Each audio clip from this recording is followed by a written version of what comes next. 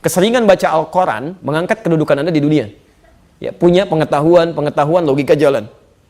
Baik, tapi yang sering baca Al-Quran, barangkali di dunia tidak banyak dilihat, tapi penduduk langit sudah nunggu tuh. Ya. Makanya lain ketika diberi kedudukan di akhirat, yang sering kali mendekat kepada Al-Quran, itu penghormatannya lain. Demi Allah saya katakan, hadisnya luar biasa, Bu. Kalau ibu nggak siapkan sekarang, loginya luar biasa. Ya. Orang-orang tuh masuk surga, diperebutkan oleh pintu surga. Ya. Ada yang pintu Ar-Rayyan namanya, yang dulu saya sampaikan ya, orang yang sering puasa. Aina shaimun, mana yang puasa, cepat sini. Begitu masuk langsung ditutup dan ibu tidak punya celah untuk ngintip. Karena bahasa hadisnya ughliqa itu langsung tutup rapat. Nggak ada orang bisa lihat. Ya. Itu di dalamnya gimana ya? Nggak bisa. Ya. Hati-hati itu.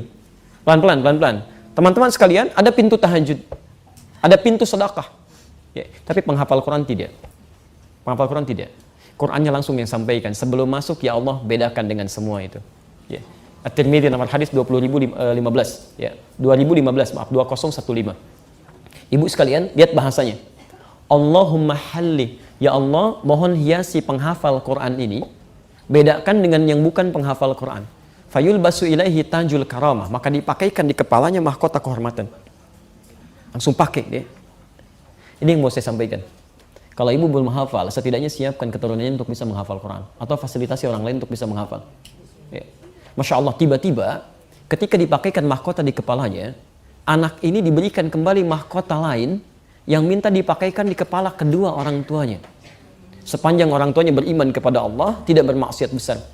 Lalu dihadirkan, disampaikan pada seluruh penduduk langit dan bumi. Dipakaikan langsung yang kata Nabi cahayanya lebih terang dibandingkan dengan cahaya yang masuk dalam rumah. Ya. Apa yang terjadi?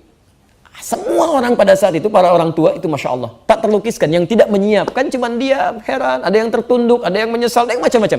Ya. Setelah itu Qurannya mengatakan kembali, Allahumma zidhu, ya Allah tolong tambahkan, bedakan fasilitator dengan penghafal. Fayul basu ilaihi libasal karamah, maka dipakaikan di tubuhnya itu jubah kehormatan.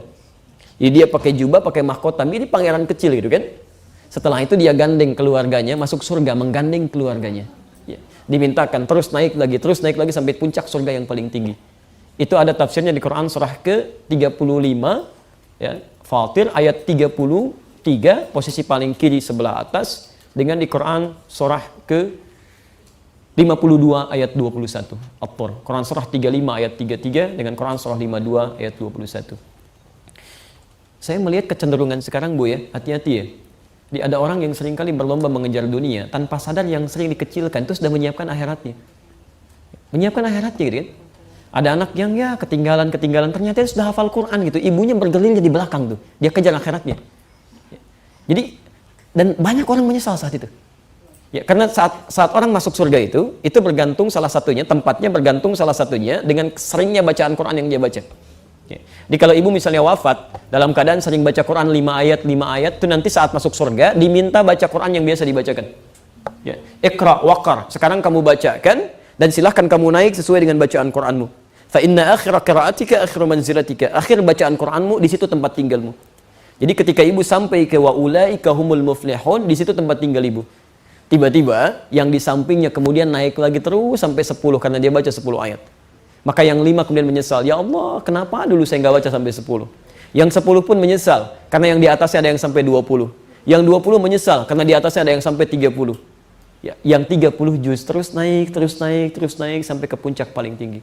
Itulah sebabnya anak-anak Palestina yang usia 4 tahun, 5 tahun, termasuk kami di Libya dulu gitu kan. Itu kalau Anda yang sudah hafal Quran 30 juz, temannya baru setengah Quran, dia akan katakan, ini canda anak 4-5 tahun. Nanti saya di surga dadahin kamu ya masih di bawah katanya. Bisa nggak ibu bayangkan?